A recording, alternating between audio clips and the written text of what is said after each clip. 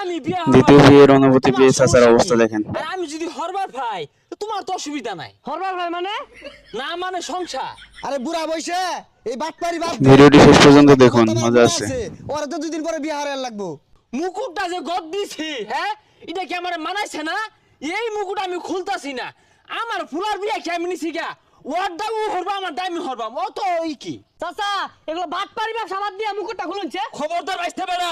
মুকুটটা কিন্তু খাপ মেরে বসে খোলার চেষ্টা হইল না। 2 দিন পর তো মইরা যাই ভাঙ্গিয়া বিয়ে হারার লাগি একবার উতলে উঠছে। দেখছো অবস্থা বিয়া ঘরের লেগে পাগল হয়ে গেছে গা। আমার তো চিনুন না বেরি ভুইরা চাচার দুঃখটা কেউ বুঝলো না।